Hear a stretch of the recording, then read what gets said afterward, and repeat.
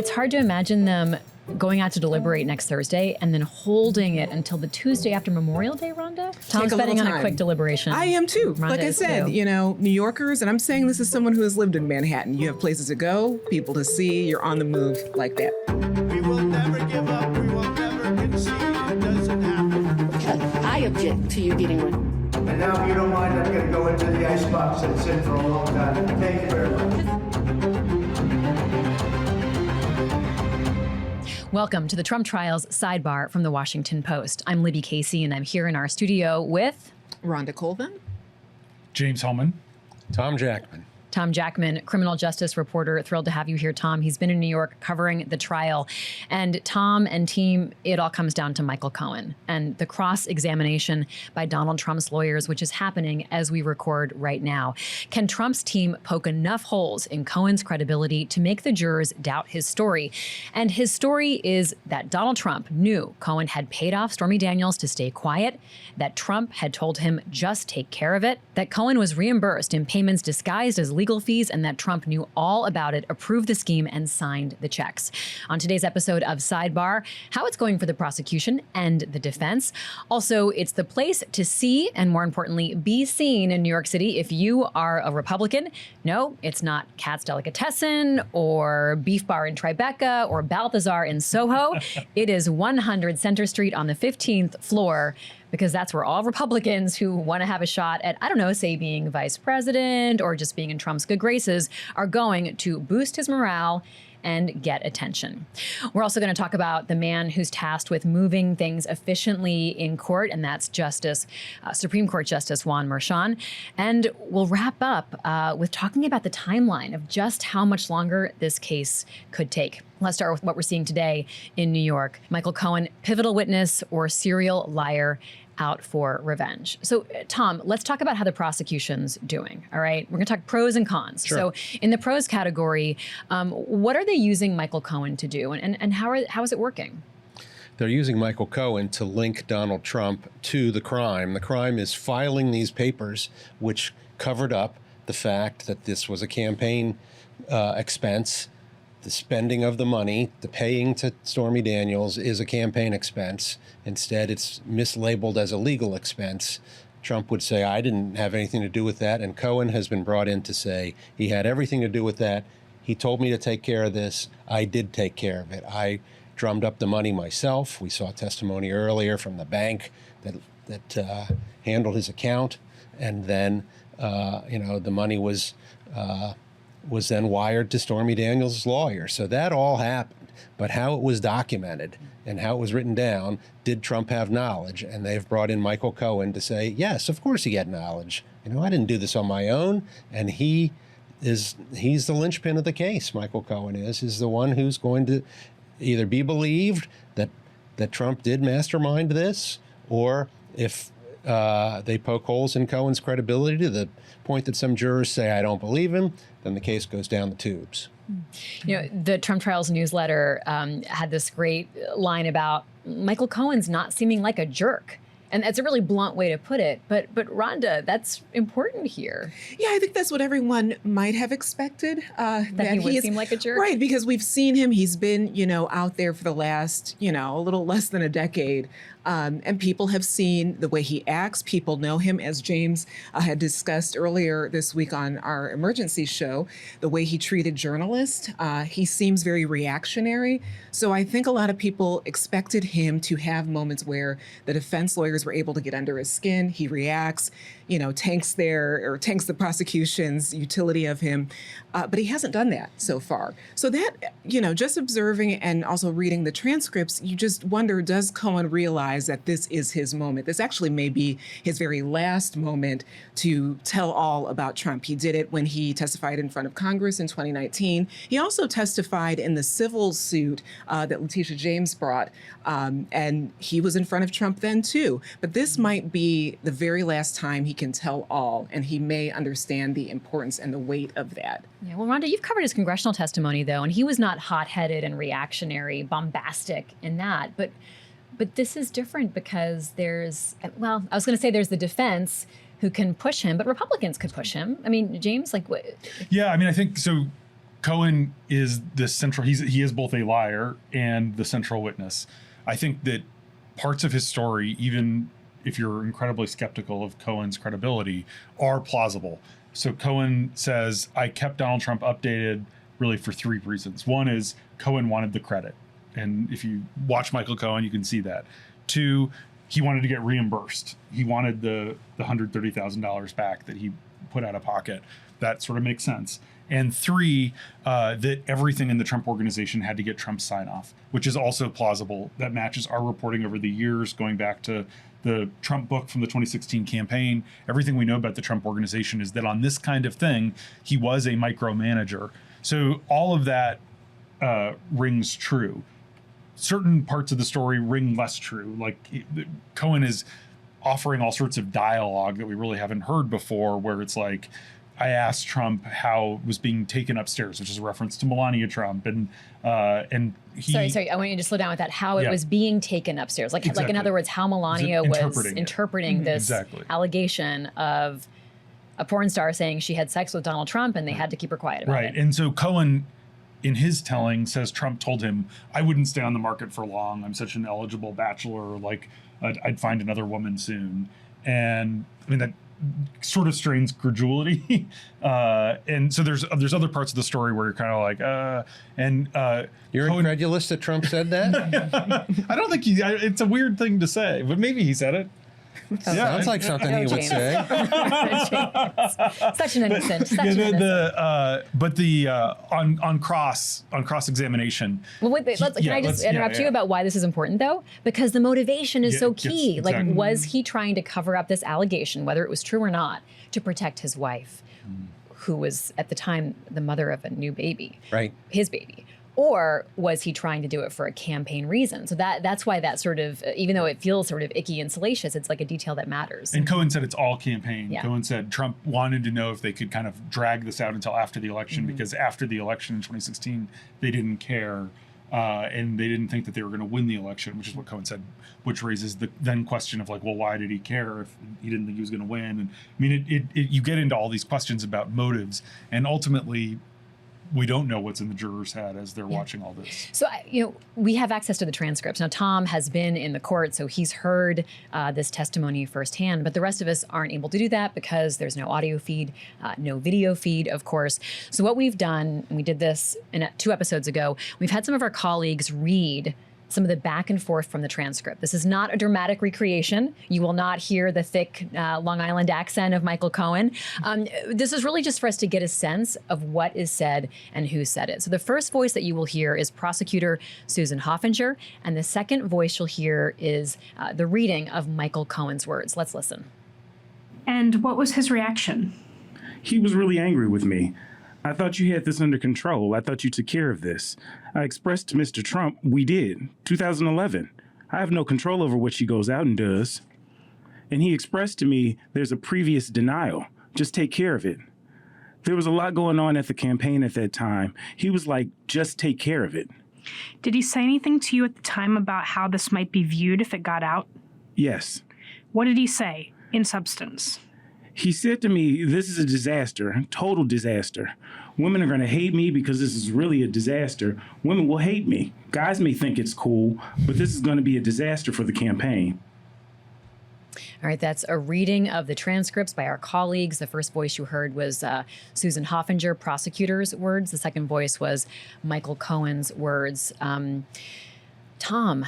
That's a crucial moment, in terms of establishing Trump's intent, the mens rea, as the lawyers like to say, of why he did what he did. And here, the intent is to protect the campaign. It is not to protect his family or to keep Melania from hearing this horrible stuff. This is to, keep the campaign from being damaged. And that's at the heart of the charges, is that this is, falsifying records to keep from having to reveal this campaign expenditure, which was the hush money to Stormy Daniels.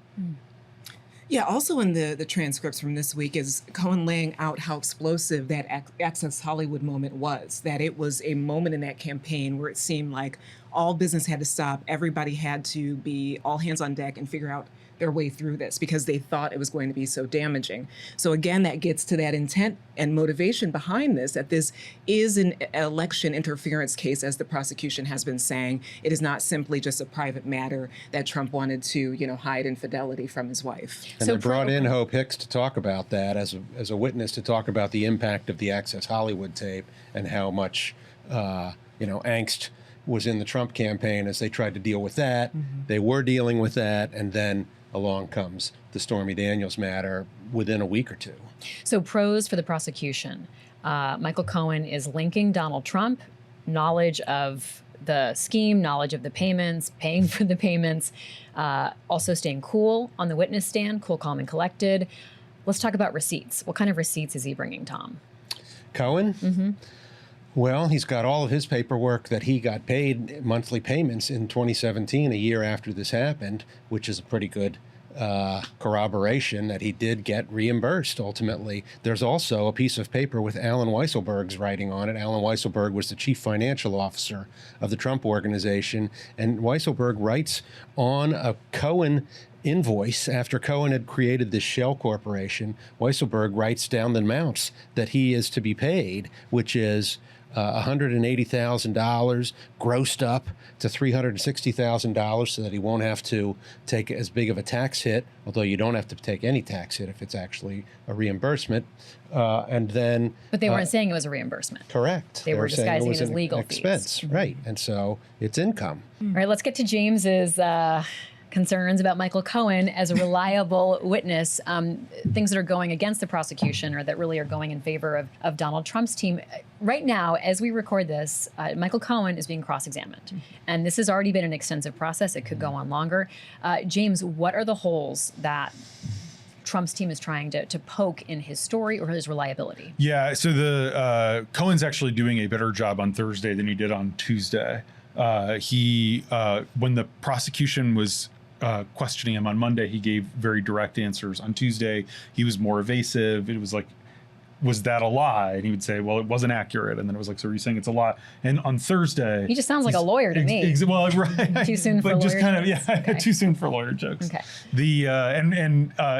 On Thursday, he's doing a little bit better, but I do think Todd Blanche has done a couple things. One is to really show that Cohen has a personal stake in the outcome of this trial. Cohen's made $3.3 or $3.4 million from his two anti-Trump books.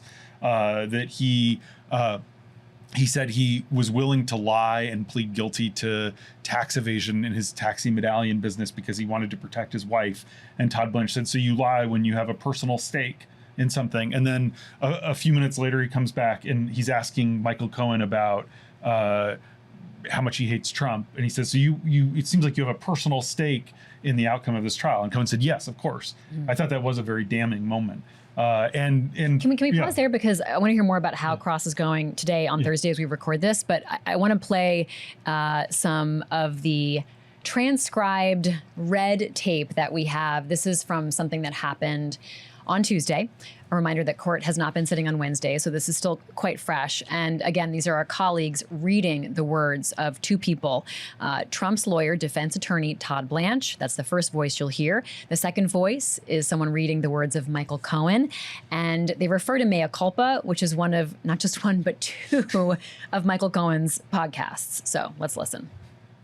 You've also talked about extensively on Mea Culpa your desire to see that President Trump gets convicted in this case, correct? Sounds like something I would say. Well, sir, I'm not asking you if it sounds like something you would say. I'm saying, did you? Have you regularly commented on your podcast that you want President Trump to be convicted in this case? Yes, probably. Do you have any doubt? No. So why did you just answer, yes, probably? Because I don't specifically know if I use those words, but yes, I would like to see that. And so, yes, you want to see President Trump get convicted from this case, correct? I would like to see accountability. It's not for me, it's for the jury and this court. I didn't ask you what you wanted to see or not see about accountability. I said, do you want to see President Trump convicted in this case? That's what we just said. You're asking me if I want to see... I'm just asking you to say yes or no. Do you want President Trump to get convicted in this case? Sure. Those are the transcript readings of Michael Cohen and Trump defense attorney Todd Blanche. So Devlin Barrett, who writes our Trump Trials newsletter that is really excellent, and also writes for the live blog where this stuff is all going up in real time, which you can follow, and it is like being right in the courtroom. He noted today on the live blog that the juxtaposition of how Cohen speaks softly, slowly, and politely in the courtroom is particularly jarring when they're playing some of the clips from Mea Culpa. When they're playing the audio of Cohen being brash. And even on this, even on the podcast or vodcast, there's things that they've had Cohen saying that I don't think we can say for Family Newspaper. I have a list in front of me, and the words. It is pretty remarkable what Cohen has called Trump in the last few months. Among things that are maybe a borderline, he called him dictator douchebag. He said he hoped Trump would be jailed like an animal. He called Trump a Cheeto-dusted cartoon villain, and he said he won't be satisfied until he sees Donald Trump sitting in a jail cell. And these are things that the jury's hearing in the tapes being played exactly. in court. This isn't just like me reading a sanitized version of it. It's Cohen saying it viscerally, and it does get at his motive. But he's also just a congenital liar. It's just a fact. One of my favorite moments from Blanche questioning him today was that right after Trump was indicted last year, Cohen went on TikTok and he had this statement where he said, "I want to thank the Manhattan District Attorney's Office for their fearless leader, Alvin Bragg, with whom I've spent countless hours." And Blanche said, "Have you ever met Alvin Bragg?" And the answer was no. And so Cohen admits on the witness stand that he's never met or spent time with Bragg. And he's here on TikTok saying adamantly that he spent countless hours. And it's all about reasonable doubt. Do you have a reasonable doubt that Cohen is lying about Trump's involvement? And I think a juror could be like, wow, this guy lies about everything. Why wouldn't he be lying? I do have a reasonable doubt. So in that sense, I do think Todd Blanche has landed some punches. Also, in today's cross, I've noticed that they're trying to get Cohen to react to the fact that he was upset he did not receive a White House position. They've really dug into that. They even asked questions about, was it hard for him to get a ticket to the inauguration? And he said it was. They have text messages between Cohen and his daughter kind of complaining about, the boss wants to talk to me. I think I might be getting a position. Then it didn't look like he was going to get the position.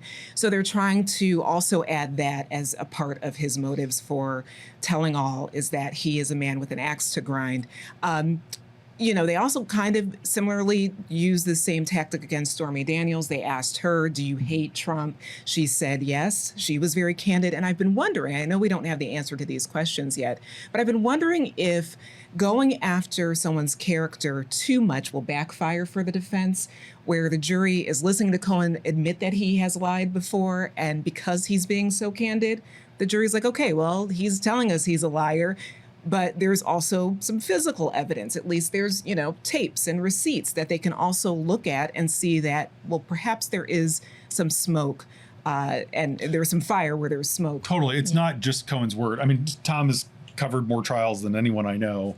What is that, to Rhonda's point, how does that dynamic usually play out? Obviously, this is different because it's a former president and it's so high profile. But I've seen juries that have heard exactly the same thing. This witness is a terrible person. This witness has multiple convictions, and then the jury believes them. I've also seen juries believe people that I know lied, but the juries believed them. I think that putting in this sort of undertone that Stormy Daniels and Michael Cohen have want Trump to be convicted, I don't think that hurts them that much, because the jury is to say, yeah, of course they want him convicted. Why is he sitting here in the first place? Why are they complaining? Why are they writing these books about Trump? Of course they want him convicted. So I don't think that's going to be as much of a negative for the prosecution as Cohen's background, his willingness to lie, if whether that, grabs a juror or two who say, maybe he is making this stuff up. But it would be a lot of stuff to make up, and it would be stuff that is otherwise corroborated by people who aren't as shady. Tom, this is your first time covering a trial at 100 Center Street, Right. sort of legendary building and courtroom in New York on the 15th floor. Right. is there grandeur or like largeness to this that you think the jury's feeling? A former president, like so much attention. They must be. They must be. I mean, so they're moved in and out of that courtroom, and out of that building. Nobody ever sees them. And in fact, even in the overflow room, they turn the cameras off when the jury comes. I guess they have to walk past the bench to get to the jury seating. And so after everyone is seated, the judge is there, the prosecutors, the defense, they're all there, and then they turn the cameras off for the jury to come in. Mm-hmm. And I think the jury absolutely has a sense of this. A couple of people got selected and then said, I don't think I can do this. I'm pretty nervous. My friends know I'm on this jury. And so immediately they lost 2 alternates when people who were, I think, intimidated by the largeness of this case said, I can't handle it. All right, coming up, we're going to talk about the gallery of people who are coming to cheer Trump on and also get seen by the cameras. Stay with us.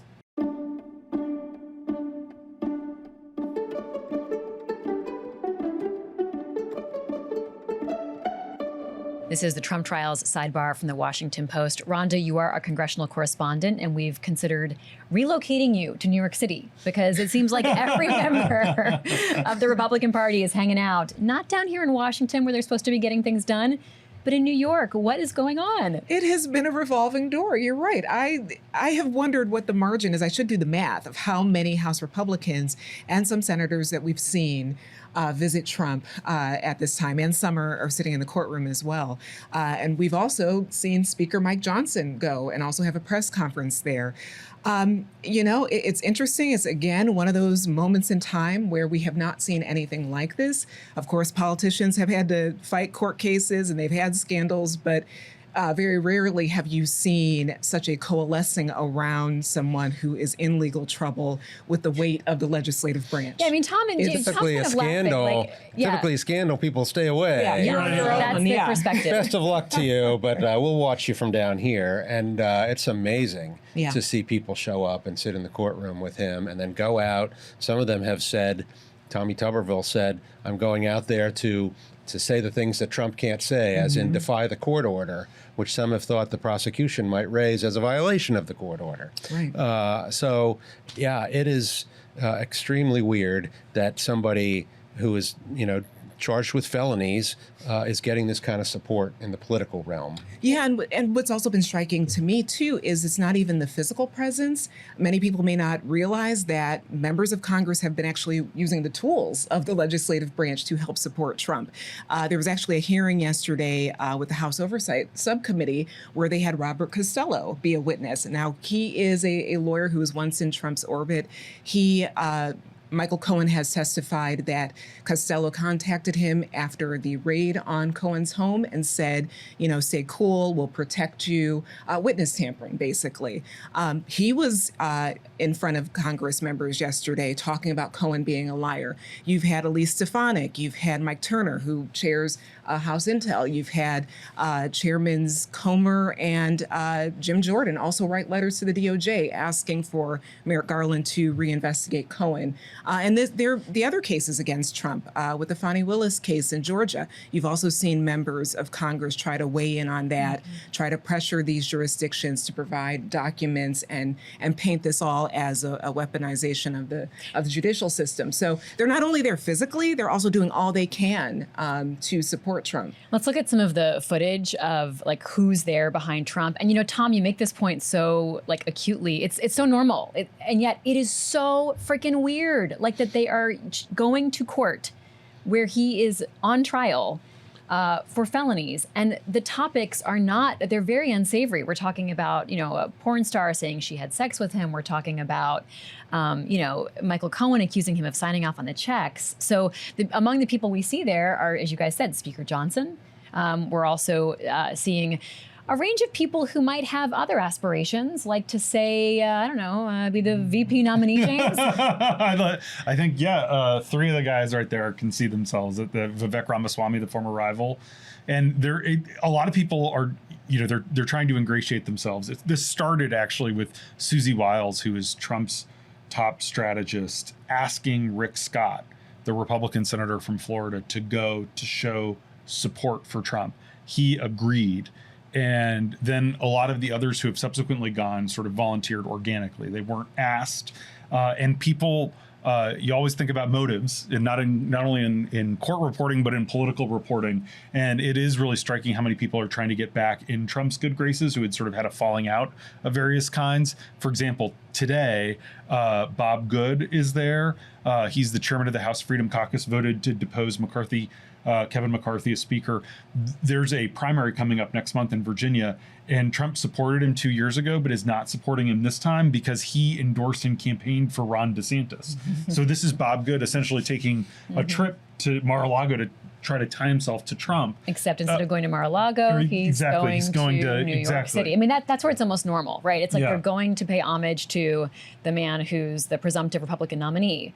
That's normal. What's weird about it is you don't go to a courthouse when he's on trial for 34 felonies. And you hold yourself out as a social conservative. He used to work at Liberty University. Right. You know, it is, fascinating. Ralph Norman from South Carolina, he endorsed Nikki Haley. He's one of the people who's there today too.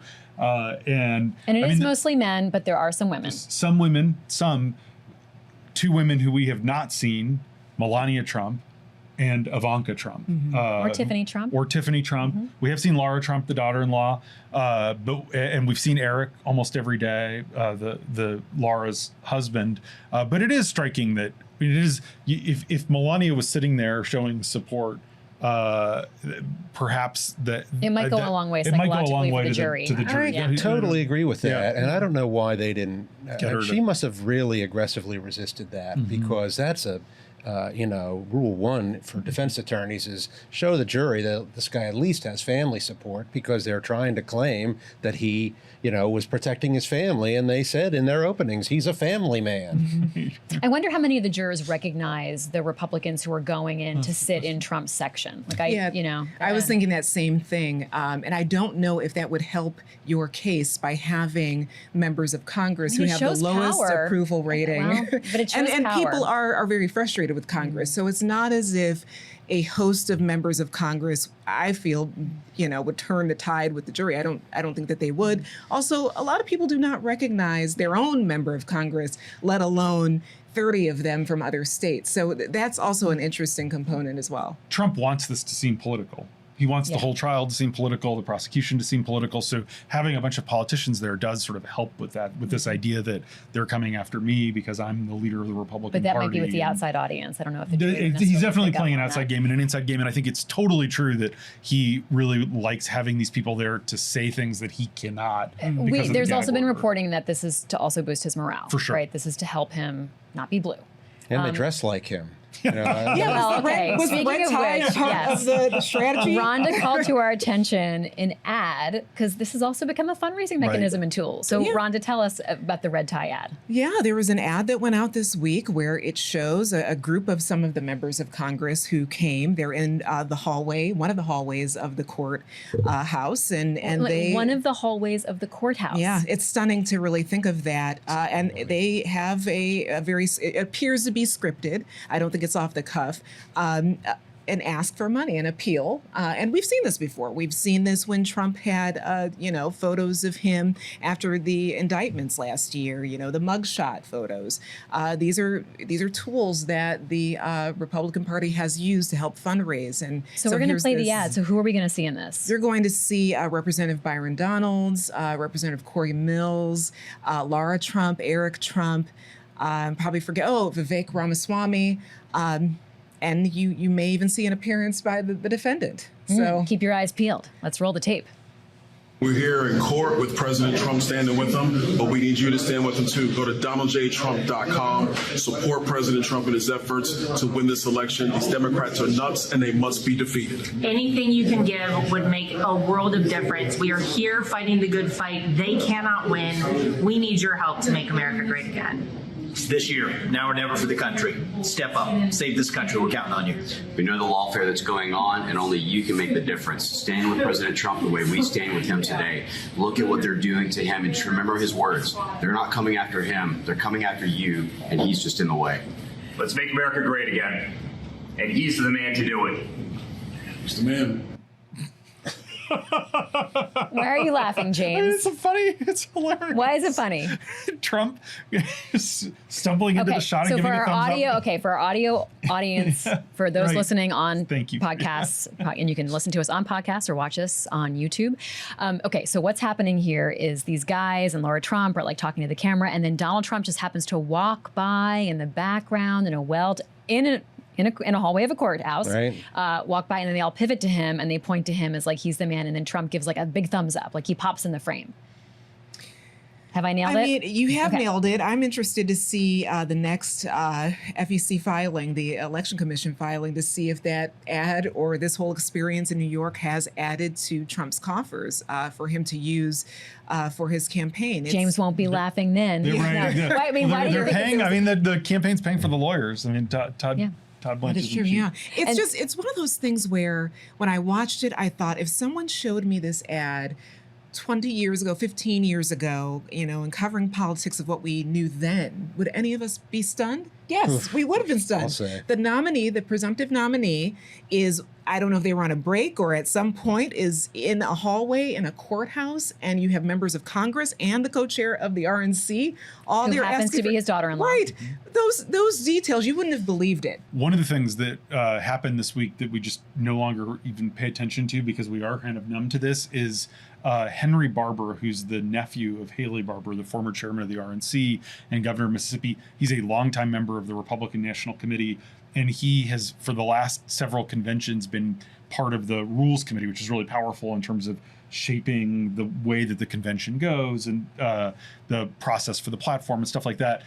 He introduced a resolution at the RNC spring meeting that said the RNC should not be paying Trump's legal bills. And the Trump people retaliated this week by kicking him off all these convention committees, even though his family has been so involved in the RNC for decades. And it is evidence, along with all these people going to New York, of just how much the GOP is in his grip. The takeover is very much complete. I want to mention one thing. The Republicans there talked about lawfare, and that's a word that you hear a lot if you're running in like right-wing circles or listening to like right-wing podcasts and things like that.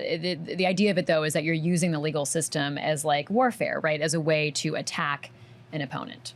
Did I say that right, Tom? That's exactly right. And it's a sort of a new term in terms of being used as this is a weaponizing of the law. And this was not a concept that previously anybody had ever raised. If the law was invoked, it was supposed to be sort of objective. This is, a grand jury has looked at these facts and has decided to issue these charges. And accusing the system of being political is a sort of a new thing, and just sort of like people showing up to support a repeatedly indicted defendant. These are all new things. I might point out that shooting video in the courthouse, in the hallway of a courthouse, is a new thing and possibly an illegal thing because photography in the courthouse is illegal. And we actually had a reporter booted for the trial because she was taking a picture in the overflow room. A reporter from New York Magazine can't go in now because of this. And there are some authorized cameras in a strict pen from the news media who film his statements going in and out of the courtroom, but I don't know who was filming that commercial. Yeah, they were not in the authorized pen. I don't think This so. commercial was not produced in the authorized media pen. Right. All right, well, coming up, Justice Juan Merchan, who is he and how crucial is he to this case? And we'll also talk about just how fast the rest of this case could go.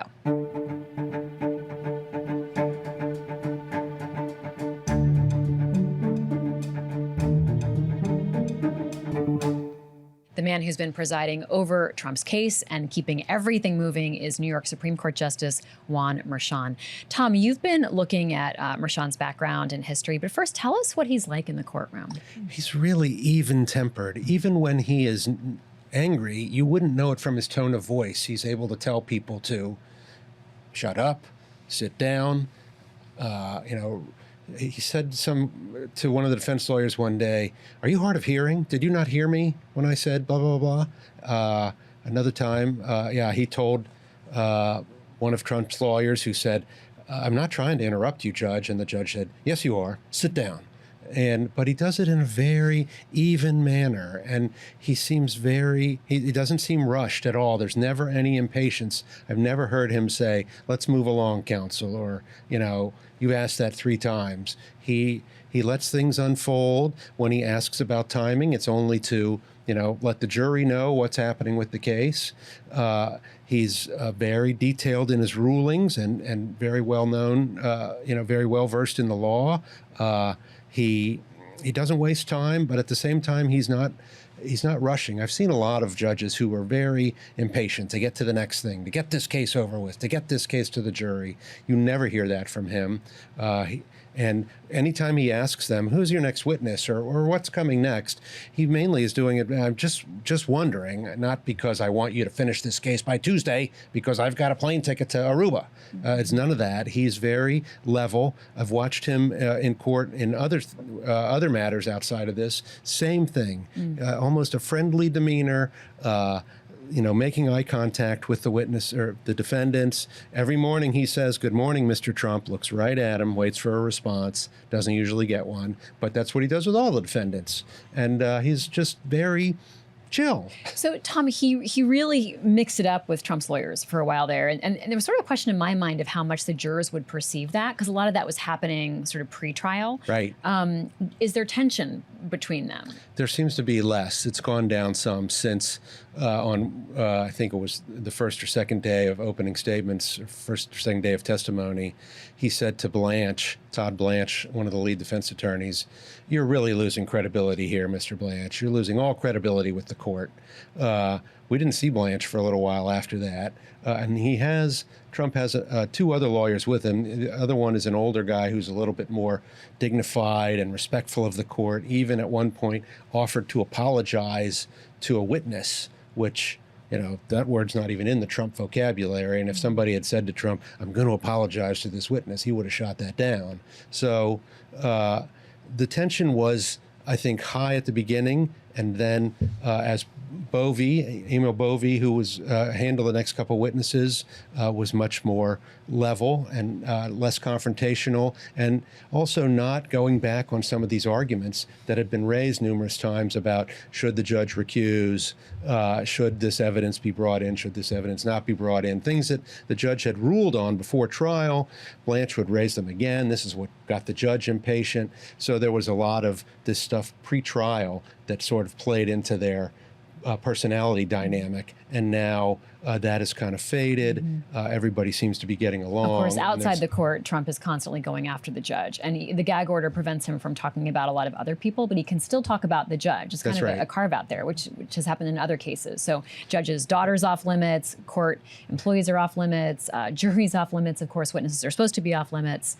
Do you guys have questions for Tom, since he's been watching the judge? I mean, Trump seems like the most impossible defendant to control, but obviously there are situations where defendants are literally impossible to control. Right. We see videos sometimes. So there was what's that? I mean, it is. There was an interesting episode where, and none of us could hear this, even the people in the courtroom couldn't hear this, but while Stormy Daniels was on the witness stand, Trump was apparently cursing her. And so the judge called a recess. He said, he's in the middle of after a question, he said, "Is this a good time?" And they took a break, and he called the lawyers up to the bench and said, "Your client is cursing," and he's shaking his head, and the jury can see this, and the jury might be intimidated by this. Tell him to stop it.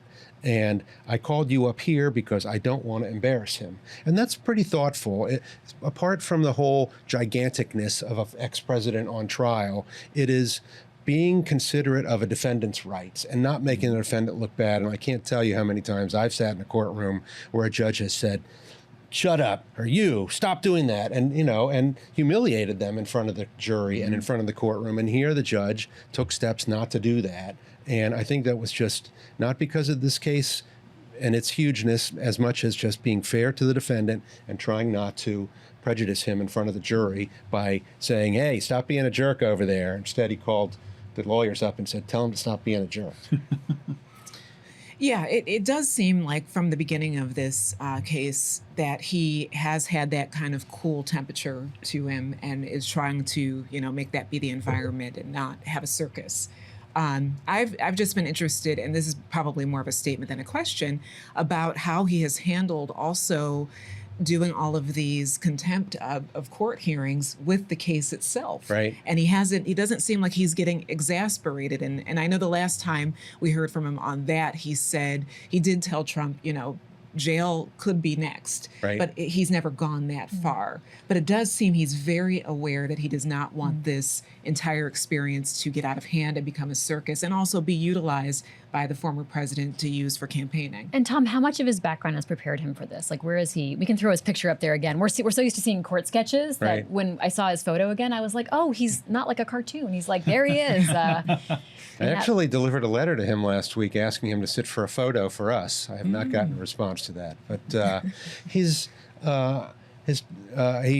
is a native of Colombia, from Bogota. His family moved to Queens when he was 6. He's the youngest of 6. He grew up working and running groceries and working in a diner. He graduated undergrad from Baruch College and then got a law degree in '94 from Hofstra, and immediately started in the prosecutor's office. So he's been a prosecutor in the Manhattan DA's office. Then he worked in the Attorney General's office doing civil rights stuff, and then he became a judge.